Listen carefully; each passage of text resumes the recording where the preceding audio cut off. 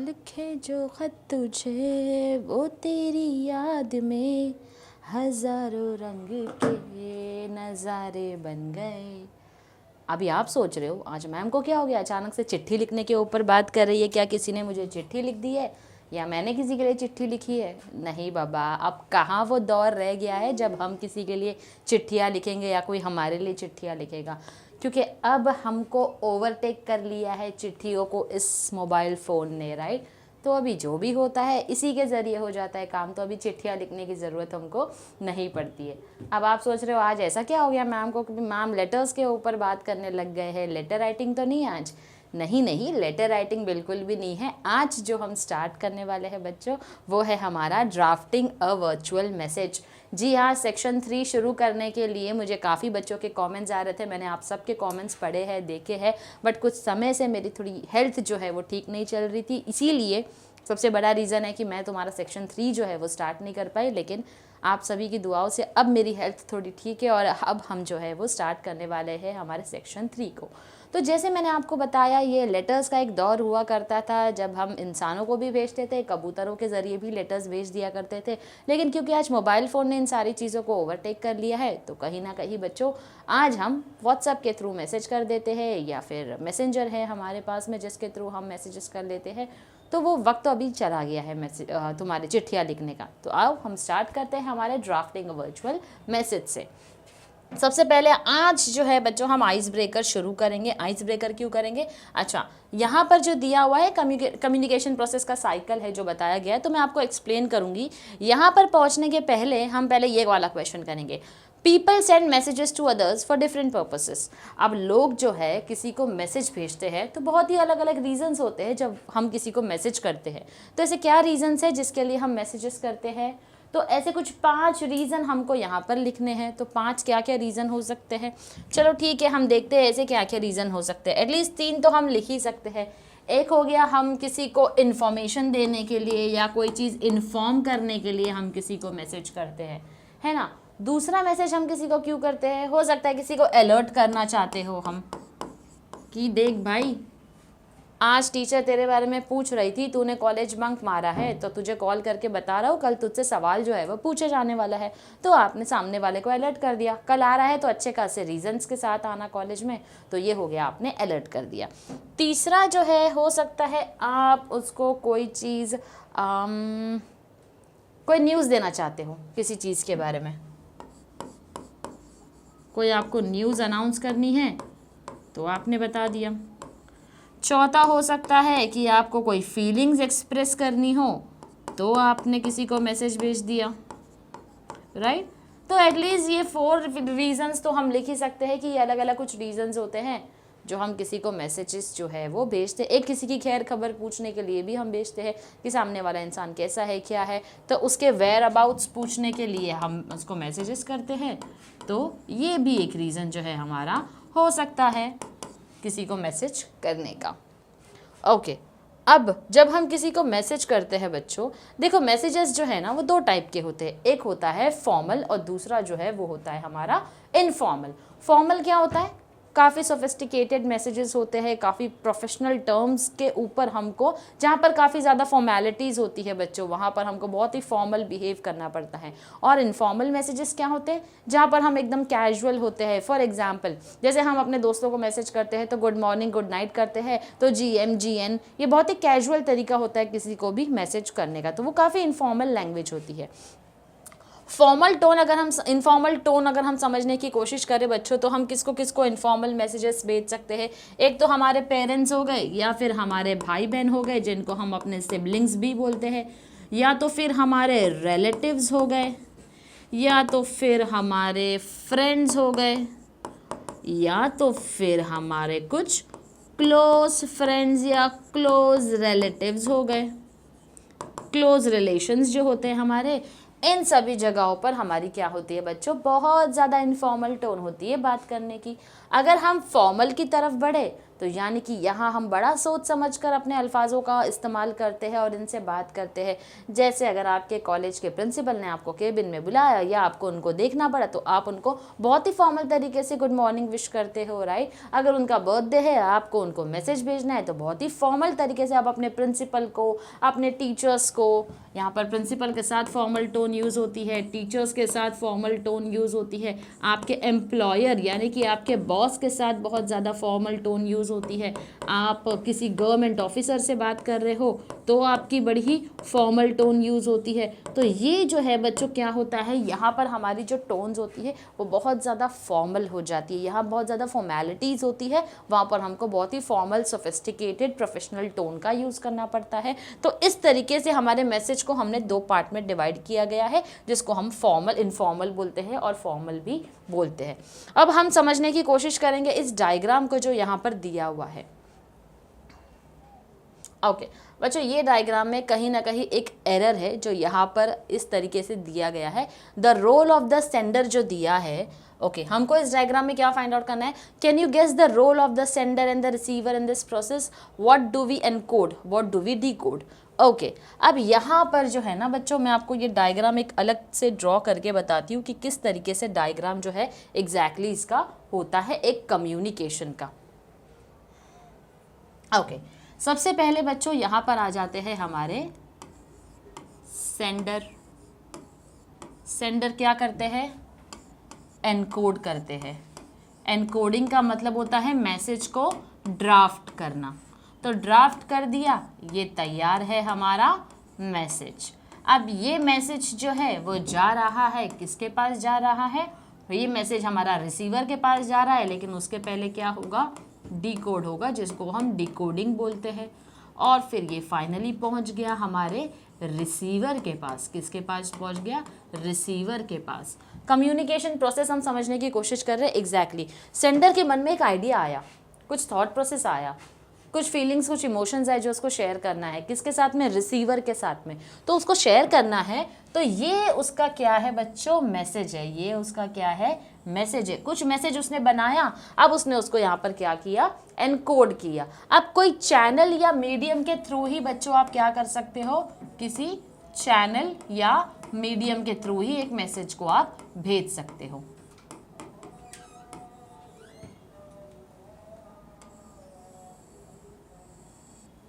तो चैनल या मीडियम आपको सिलेक्ट करना होता है। जैसे कि आप किसी को मैसेज भेज रहे हो तो आप उसको या तो कोई लेटर के थ्रू भेज रहे हो, ठीक है, या तो आपने उसको व्हाट्सअप सिलेक्ट किया है मैसेज को सेंड करने के लिए। तो ये आपने एक माध्यम, एक जरिया, एक मीडियम को चुना है। तो चैनल या मीडियम सिलेक्ट करते हो जिसके थ्रू आपने एक मैसेज भेजा है रिसीवर के पास। तो एनकोडिंग का मतलब होता है बच्चों ड्राफ्ट करना। एनकोडिंग का मतलब होता है मैसेज को ड्राफ्ट करना या डेसिफर करना। डिकोडिंग का मतलब होता है आप उस मैसेज को क्या कर रहे हो, डिकोड कर रहे हो। और फिर जब रिसीवर के पास पहुंच जाता है मैसेज, वो उसको समझ जाता है। जब उसके पास पहुंच जाता है और वो उसको समझ जाता है तो वो क्या करता है, बदले में वो सेंडर को कुछ भेजता है। वो जो कुछ भेजता है उसको हम क्या बोलते हैं बच्चों, उसको हम बोलते हैं फीडबैक। उसको हम बोलते हैं फीडबैक, जो कि वो भेजता है सेंडर को, जो वो भेजता है सेंडर को। तो फीडबैक कब भेजा जाता है, जब रिसीवर को मैसेज समझ में आ गया और वो क्या कर रहा है, सेंडर को रिस्पांस दे रहा है। अब फीडबैक पॉजिटिव भी हो सकता है बच्चों, नेगेटिव भी हो सकता है, लेकिन रिसीवर के पास मैसेज पहुंच गया। अब उसको समझने के बाद वो सेंडर को रिप्लाई जो देता है उसको हम बोलते हैं फीडबैक। उसको हम बोलते हैं फीडबैक। तो ये बेसिक जो है हमारा क्या है बच्चों, कम्युनिकेशन का, ये बेसिक हमारे कम्युनिकेशन का प्रोसेस है। इसको हम बोलते हैं कम्युनिकेशन प्रोसेस।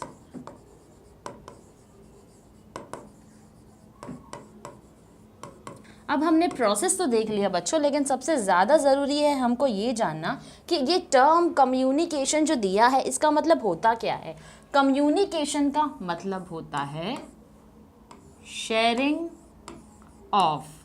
सीखा है ना हमने, मम्मी ने सिखाया ना शेयरिंग करना, तो शेयरिंग इज केयरिंग। तो क्या शेयर करते हैं हम कम्युनिकेशन में, sharing of ideas, sharing of opinions, sharing of information, sharing of knowledge, sharing of emotions, sharing of feelings, sharing of thoughts। तो जब ये सारी चीज़ों को हम शेयर करते हैं बच्चों, उसको हम बुलाते हैं कम्युनिकेशन, या उसको हम कहते हैं कम्युनिकेट करना। तो communication is nothing but sharing of ideas, opinions, information, knowledge, emotions, feelings, thoughts, so on and so forth. So that is what we mean by communication. तो जैसे मैंने आपको समझाया हमारा इनफॉर्मल फॉर्मल तरीका होता है बात करने का, उसी तरीके से कम्युनिकेशन का एक प्रोसेस फ्लो होता है। कम्युनिकेशन का मतलब हमने देख लिया। अब हम समझेंगे कम्युनिकेशन के टाइप्स। तो कम्युनिकेशन जो है बच्चों, यूजुअली अगर हम इसके टाइप को समझने की कोशिश करें तो हम किस तरीके से कम्युनिकेट करते हैं, अगर हम टाइप समझने की कोशिश करें तो एक होता है हमारा ओरल कम्युनिकेशन, एक होता है हमारा रिटन कम्युनिकेशन। ओरल यानी कि ओरल जो है उसका मतलब क्या होता है बच्चों, यानी कि with the help of speech, जो हम बोलते हैं।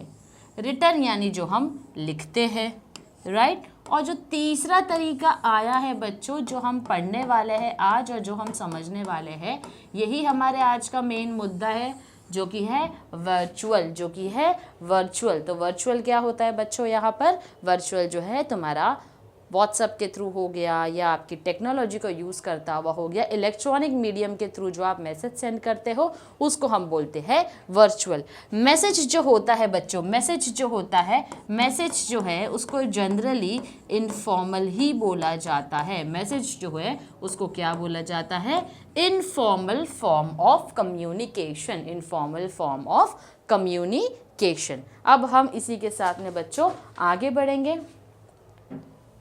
जैसे हमारी जो टेक्स्ट बुक है हमारी, जिसके अंदर दिया हुआ है, हमने यहाँ पर कम्युनिकेशन के बारे में समझ लिया है बच्चों। ड्राफ्टिंग अ वर्चुअल मैसेज, तो ड्राफ्टिंग जो है बच्चों, ड्राफ्टिंग का मतलब होता है मैसेज को क्या करना, ड्राफ्ट करना, एनकोड करना, उसको बनाना, प्रिपेयर करना, उसको हम बोलते हैं ड्राफ्टिंग। तो कम्युनिकेशन का मतलब दिया है, it is an exchange of ideas, thoughts and information, ideas, thoughts and information from one person to another, इसको हम बोलते हैं communication. Now, as the most intelligent animal on the planet, humans have derived different communication process to express themselves and understand each other. अब इंसान जो है, human beings जो है, उसको सबसे ज़्यादा इंटेलिजेंट माना जाता है, तो उसने बहुत अलग अलग तरीके निकाले हैं अपने कम्युनिकेशन के थ्रू अपने इमोशंस, थॉट्स, फीलिंग्स, ओपिनियंस को एक्सप्रेस या शेयर करने के लिए। Now, before the advent of oral communication, non-verbal methods were used such as gestures, facial expressions and movements. यानी जब तक शब्दों का इस्तेमाल नहीं किया गया था, जब ह्यूमंस फॉर्म हुए थे और शब्दों का इस्तेमाल नहीं किया था आपस में बातचीत करने के लिए, तो लोग आपस में कम्युनिकेट कैसे करते थे, कैसे बताते थे, एक तो जेस्चर्स के थ्रू, फेशियल एक्सप्रेशंस के थ्रू और मूवमेंट्स के थ्रू। तो बेसिकली पूरी जो हमारी बॉडी लैंग्वेज होती है उसको देखकर समझ में आता था कि सामने वाला हमको क्या बताने की कोशिश कर रहा है।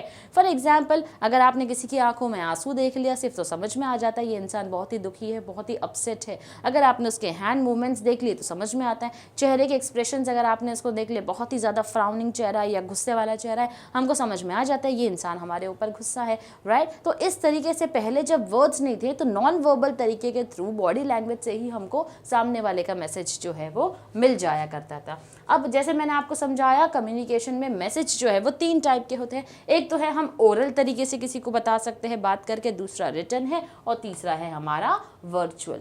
तो मैसेज जो है वो क्या है, इनफॉर्मल मीन्स ऑफ कम्युनिकेशन है। रिसीवर ऑफ द मैसेज जो है has to go through the given message and pick out the most vital bits of information.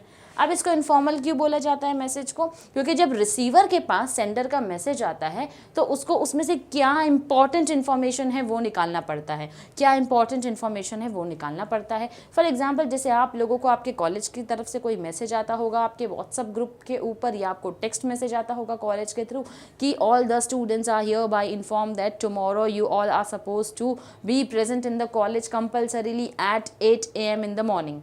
अब इतना सारा मैसेज दिया हुआ है, उसमें से आपको क्या समझ में आया, इसमें से इंपॉर्टेंट इन्फॉर्मेशन क्या दी गई है, कॉलेज ने कल सुबह 8 बजे हमको बुलाया है, कॉलेज में रिपोर्ट करना कंपलसरी है, ठीक है। बाकी सारी जो इन्फॉर्मेशन दी हुई है, all the students are hereby inform that you all are suppose to, ये सब सेकेंडरी है, ये हमारे काम की नहीं है। हमारे काम की इन्फॉर्मेशन क्या है, सुबह 8 बजे कॉलेज में हमको रिपोर्ट कर देना है, that's it. So that is the important information that you need to pick up now. He or she should be able to reproduce that information in order to convey it to the person from whom it is intended. अब जैसे ये vital information या important information हमको मिलती है तो हमको उसका क्या करना है, अगर ये मैसेज हमको किसी को कन्वे करने के लिए बोला गया है तो सिर्फ इन्फॉर्मेशन इंपॉर्टेंट जो दी है वही कन्वे करना है, हम बाकी दुनिया भर की बातें उसको नहीं बता सकते। जैसे राम ने अगर शाम को बोला है कि अनीता को इन्फॉर्म कर देना उसकी बुक जो है वो मेरे पास है, कल सुबह मुझसे ले ले, तो अब शाम का काम क्या है, उसको सिर्फ इन्फॉर्म करना है अनीता को, अनीता राम ने मुझे बोला कि तुम्हारी बुक उसके पास है, कल उससे बुक अपनी पिक कर लेना, राइट। अब आप बोलोगे राम जो है मुझे सुबह के टाइम पे ये टाइम पर मिला था, हम लोग दोनों बहुत मस्ती मजाक कर रहे थे, बातचीत कर रहे थे, अचानक उसको याद आ गया कि उसकी बुक तुम्हारे पास है। नहीं, ये सारी चीज़ों की ज़रूरत नहीं है, हमको सिर्फ वही इन्फॉर्मेशन देनी है जो राम ने अनीता के साथ में शेयर करने के लिए शाम को बोला है। तो ये जस्ट एग्जाम्पल था आपको समझाने के लिए कि कैसे इंपॉर्टेंट इन्फॉर्मेशन पिकअप करके हमको बतानी होती है। अब हम कुछ टाइप है मैसेजेस के बच्चों जो समझने की कोशिश करेंगे। अब 4 इंपॉर्टेंट टाइप के मैसेजेस होते हैं। सबसे पहला आता है बच्चों हमारा पॉजिटिव मैसेज। पॉजिटिव मैसेजेस जो होते हैं वो बहुत ही अच्छी फीलिंग्स कन्वे करते हैं, they convey good feelings through thanks, appreciation, expression of interest, sympathy, extended help, solace. So basically ये जो मैसेजेस होते हैं ये देखकर हमको बहुत खुशी होती है। जैसे गूगल पे से पेमेंट कर दिया तो हमको कोई अच्छा सा स्क्रैच कार्ड आ गया जिसपे हम चाहते थे कि हमको कोई अच्छा खासा डिस्काउंट ऑफर मिल जाए, तो हम खुश हो गए, ये एक पॉजिटिव मैसेज हो जाता है हमारे लिए। या तो फिर हमको गूगल पे के थ्रू कुछ अमाउंट मिल गया, तो स्क्रैच कार्ड में 5 रुपीज़ 10 रुपीज़ मिल गया हमको, तो हम खुश हो जाते हैं। सैलरी क्रेडिट हो जाती है अकाउंट में, उसका टेक्स्ट मैसेज आता है तो भी हम खुश हो जाते हैं। तो ऐसे मैसेजेस जो होते हैं वो बच्चों काफ़ी पॉजिटिव मैसेजेस होते हैं। नेक्स्ट आता है हमारा नेगेटिव मैसेज।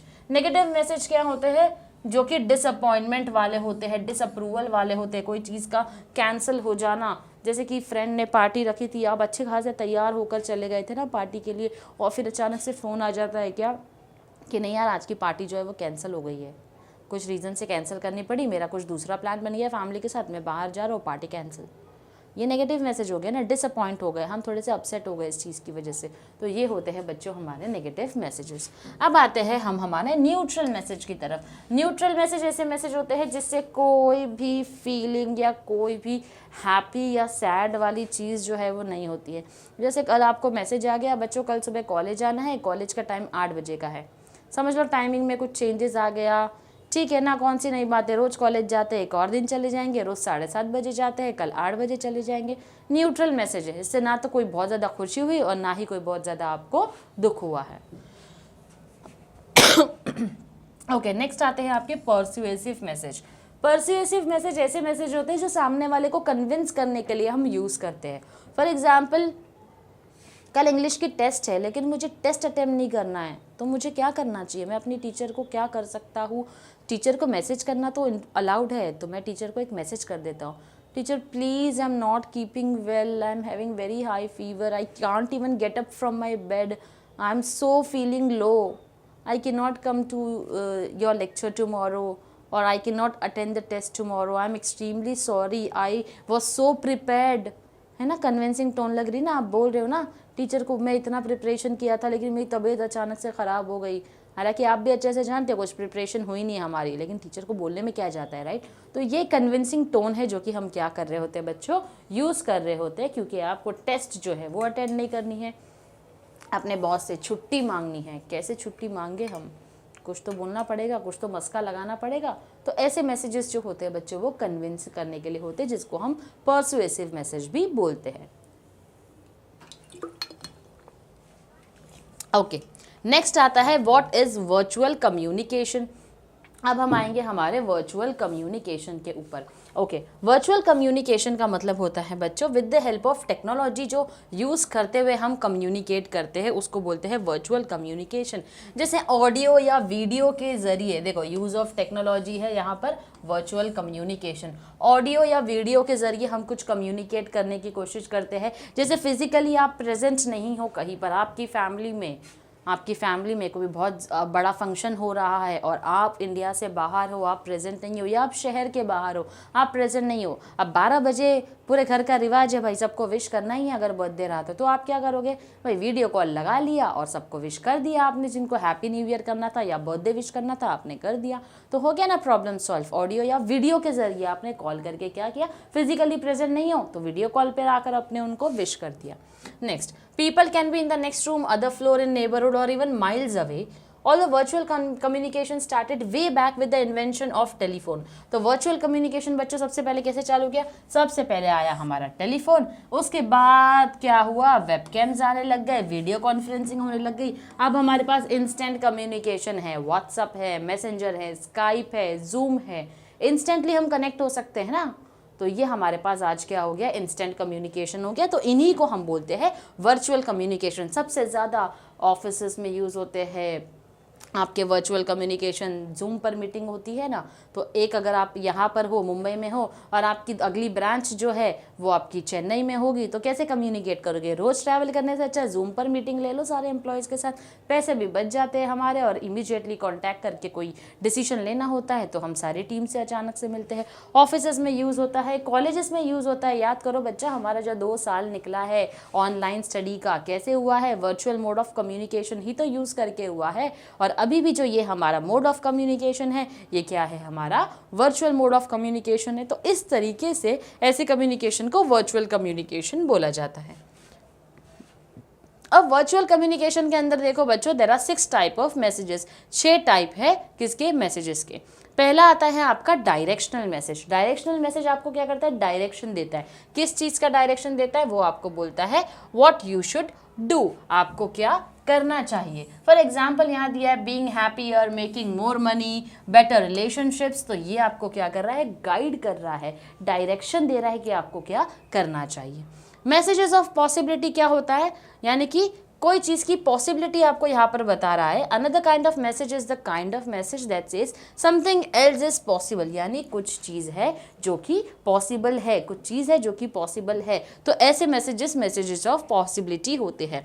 नाउ अब यहाँ पर देखो, नो मैटर हाउ स्टक और होपलेस और helpless we feel, there is always a pathway to reclaim a power with mindfulness, love and simplicity always, which we might distill down to no matter how stuck you feel, there's always a way, a powerful message। तो message of possibility आपको क्या होता है, चाहे life में कितना ही बुरा वक्त क्यों ना आ जाए, उससे बाहर निकलने का कोई ना कोई तरीका या जरिया होता है। तो ये आपको एक कॉन्फिडेंस दे रहा है। तो आपको क्या बता रहा है, चाहे लाइफ में कितना भी बुरा वक्त आ जाए, कोई ना कोई तरीका तो होगा, कुछ ना कुछ तो ऐसा होगा जिसके बाद आपके साथ कुछ अच्छा होगा। तो ये होता है मैसेज ऑफ पॉसिबिलिटी, जो आपको कोई चीज़ की पॉसिबिलिटी दिखा रही है।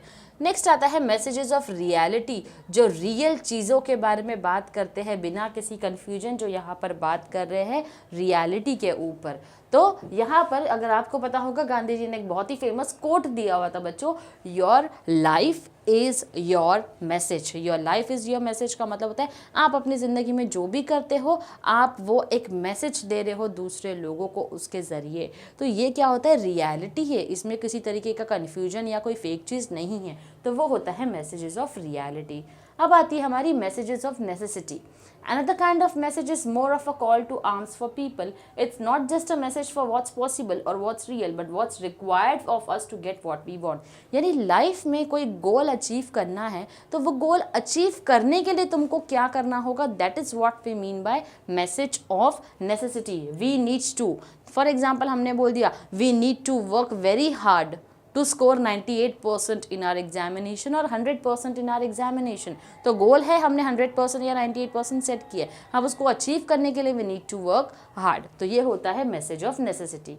फिर आता है न्यू आइडिया मैसेज, जो कि नए नए आइडियाज़, ओपिनियंस के ऊपर बेस्ड होता है, उसको हम बोलते हैं new ideas message. Reframing message का मतलब क्या होता है, कई बार आपको लगता है कि आपने कोई मैसेज किया है लेकिन उसका इम्पैक्ट पावरफुली बहुत अच्छा नहीं पड़ा है, तो आप अपने मैसेज को रीडिज़ाइन करते हो और अच्छे से उसको क्या करते हो, एक अच्छे टोन में उसको सेंड कर देते हो। तो वो होता है रीफ्रेमिंग ऑफ मैसेज। वापस से रिपीट करती हूँ, आपने पहले किसी को मैसेज भेजा, वो मैसेज का अच्छा इम्पैक्ट जो है वो नहीं हुआ। जैसे कि आपने अपने किसी एम्प्लॉय को बोल दिया कि you need to work very hard in order to achieve your goal, लेकिन आपके एम्प्लॉय के ऊपर कोई फ़र्क नहीं पड़ा। फिर आपने एम्प्लॉय को मैसेज फ्रेम करके भेजा, if you do not achieve the target you will be laid off. अगर तुम टारगेट अचीव नहीं करोगे तुमको निकाल दिया जाएगा। अब उसको समझ में आ गया कि मुझे काम करना ही है। पहले प्यार से समझाया, नहीं समझा, तो आपको मैसेज को रीफ्रेम करके उनको वापस से समझाना पड़ा। So that is what we mean by reframing of message. So these are certain types of messages बच्चों जो हमने देखा है। अब यहाँ पर तो कंक्लूजन दिया हुआ है, लेकिन हमको समझना है मैसेज राइटिंग एग्जैक्टली होता किस तरीके से है और हमको उसके लिए क्या करना होगा। ओके, तो ये है हमारा drafting a virtual message. Okay, तो फिजिकल मैसेज होता है हमारा, जैसे मैंने आपको बताया, फिजिकल मैसेज एक होता है और दूसरा होता है वर्चुअल मैसेज, जो कि हमारे आज के इंस्टेंट कम्युनिकेशन के थ्रू होता है। अब इसी के साथ साथ कुछ पॉइंट्स है जो हमको ध्यान में रखना होगा जब हम मैसेज को फ्रेम करते हैं। सबसे पहला पॉइंट होता है include the most important details only, यानी जब भी हम एक मैसेज को फ्रेम करते हैं बच्चों, तो सिर्फ और सिर्फ ध्यान में रखना है कि इंपॉर्टेंट डिटेल्स ही हमको मेंशन करनी है। जैसे आपको अगर किसी ने मैसेज पास ऑन करने के लिए कहा है और आपको बोला है, वहाँ जगह और टाइम आपको बताया गया है, तो आपको उस इंसान का नाम, जगह और टाइम, ये 3 इंपॉर्टेंट ऐसी इंफॉर्मेशन है जो याद होनी चाहिए जब आप वो मैसेज किसी को कन्वे करते हो। दूसरा आता है do not add any new information. जैसे मैंने आपको समझाया था कि राम ने अगर अनीता तक मैसेज पहुंचाने बोला है कि उसकी बुक मेरे पास है, कल उसको मैं सुबह कॉलेज में दे दूंगा, तो ये जो है इतनी ही इन्फॉर्मेशन देनी है। सुबह मुझे राम 6 बजे मिला था, हम लोग ने साथ में नाश्ता किया, खाना खाया, ये किया वो किया, और फिर जाकर आप मेन मुद्दे की बात नहीं कर सकते, क्योंकि एडिशनल इन्फॉर्मेशन जो है वर्चुअल मैसेज में नहीं होता है। नेक्स्ट आता है यूज़ ओनली इनडायरेक्ट और रिपोर्टेड स्पीच ओनली, यानी कि आपको इनडायरेक्ट स्पीच या रिपोर्टेड स्पीच ही यूज़ करनी है, जिसका मतलब होता है जब हम थर्ड पर्सन के लिए, जब हम किसी थर्ड पर्सन के बारे में किसी सेकंड पर्सन से बात कर रहे होते हैं तो इनडायरेक्ट स्पीच का यूज़ करना होता है। तो उसी तरीके से हमको यहाँ पर भी इनडायरेक्ट या रिपोर्टेड स्पीच का ही यूज़ करना है। Message should be written in simple language, यानी कि आसान भाषा में एकदम आपको लिखना है जो मैसेज आप पहुंचा रहे हो सामने वालों तक। कोई जार्गन्स का यूज़ नहीं करना है। Do not use any abbreviations. Abbreviation जैसे गुड मॉर्निंग, गुड नाइट, ये सारी चीज़ें, उसके शॉर्ट फॉर्म्स जो है वो आप यूज़ नहीं करोगे। Use friendly and polite tone, यानी कि आपके टोन जो होनी चाहिए मैसेज की काफ़ी पोलाइट होनी चाहिए और उसी के साथ साथ फ्रेंडली भी होनी चाहिए। Avoid pun, ambiguity, witticism, and short words that would create confusion or a chaotic situation. Sorry.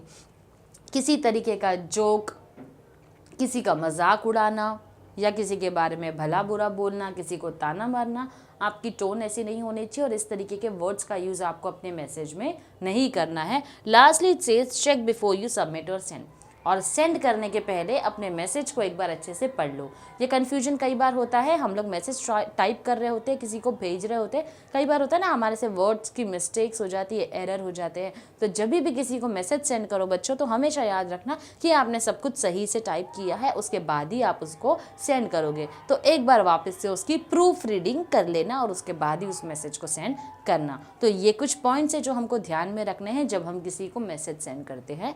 तो ओके, नाउ अब फॉर्मेट कैसे होगा वर्चुअल मैसेज का। तो सबसे पहले तो आपको यहाँ ऊपर हेडिंग दे देनी है बच्चों मैसेज की। सबसे पहले आपको क्या लिखना है, मैसेज लिखना है। उसके बाद आप लिखोगे डेट, जिस दिन की डेट दी गई है। अगर आपके क्वेश्चन में आपको डेट दी गई है बच्चों, तो आप उस दिन की डेट मेंशन करो। अगर आपको डेट और टाइम नहीं दिया गया है, तो उस वक्त जिस वक्त आप पेपर लिख रहे हो अपना, उस दिन की जो डेट होगी आप उस दिन की भी डेट जो है वो लिख सकते हो और उस वक्त का टाइम जो है वो भी आप वहाँ पर मेंशन कर सकते हो। तो कोई प्रॉब्लम नहीं है। तो मोस्टली क्वेश्चंस में दिया रहता है, अगर नहीं दिया तो मैं रिपीट करती हूँ। जिस दिन आप अपनी एग्ज़ाम लिख रहे हो उसी दिन का डेट और उसी वक्त का टाइम जो है वो भी अगर आप लिखते हो तो भी आपका आंसर सही है, उसके लिए आपके मार्क्स डिडक्ट नहीं होंगे।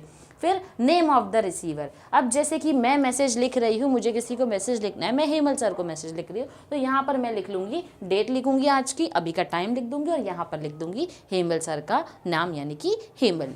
फिर आता है बॉडी ऑफ द मैसेज, अब जो मैसेज मुझे सर को देना है, जो भी मैसेज मुझे उनको कन्वे करना है वो मुझे 4 से 6 लाइन में कन्वे करना है उनको, तो ये 4 से 6 लाइन में जो है मैं बॉडी ऑफ द मैसेज जो है वो लिखूंगी। लास्ट में आता है नेम ऑफ द सेंडर या राइटर, अब क्योंकि मैं सर को एक मैसेज ड्राफ्ट करके सेंड कर रही हूँ तो उनको पता होना चाहिए लेटर किसकी तरफ से आया, ये मैसेज किसकी तरफ से आया है, तो लास्ट में यहाँ पर क्या होगा, मेरा नाम होगा। बच्चों याद रखो, yours faithfully, sincerely, thank you, regards, ये सब हम बिल्कुल नहीं लिखेंगे। आपको यहाँ रिसीवर का नाम लिखना है, मैसेज की बॉडी लिखनी है और लास्ट में आपका नाम लिखना है। और याद रखना आपका मैसेज 4 से 6 लाइन के अंदर ही फिनिश हो जाना चाहिए, आपको बहुत ज़्यादा डिटेल में इंफॉर्मेशन यहाँ पर नहीं लिखनी है बच्चों। तो ये है हमारे वर्चुअल मैसेज को ड्राफ्ट करने का, प्रिपेयर करने का फॉर्मेट। ये क्वेश्चन आएगा बच्चों आपको 4 मार्क्स के लिए, काफ़ी आसान है, प्लीज़ इसको अटेम्प्ट करना, इसको बिल्कुल भी मत छोड़ना। 4 मार्क्स हम आसानी से गंवा नहीं सकते हैं, हम किसी भी मार्क्स को गंवाने अफोर्ड नहीं कर सकते हैं, राइट। तो ये क्वेश्चन आपको अटेम्प्ट करना है। अब यहाँ पर एक क्वेश्चन दिया है बच्चों, उसके बाद हम उसके आंसर को कैसे प्रिपेयर करना है वो देखेंगे। सबसे पहला क्वेश्चन हमको बोलता है, you receive a telephone call from your mother's office when she is not at home, यानी जब आपकी मम्मी जो है घर पर नहीं थी तब आपको अपने मम्मी की ऑफिस से क्या हो गया, एक कॉल आ गया। You have the following conversation with the speaker, अब ये जो कॉन्वर्जेशन दिया हुआ है जिसका कॉल आया था उससे हमारी बात हुई है। But you have to go for your tuition class, लेकिन हमको घाई थी, हमको क्लासेस जाना था, तो क्या हो गया, so you leave a message for your mother, तो हमको क्या करना पड़ा, अब मैसेज अर्जेंट था, मम्मी को देना भी है लेकिन मुझे ट्यूशन भी जाना है, मेरे आने तक तो मम्मी घर पर आ जाएगी लेकिन मैं ट्यूशन में रहूँगा, तो मैसेज आपने क्या किया, ड्राफ्ट कर दिया है।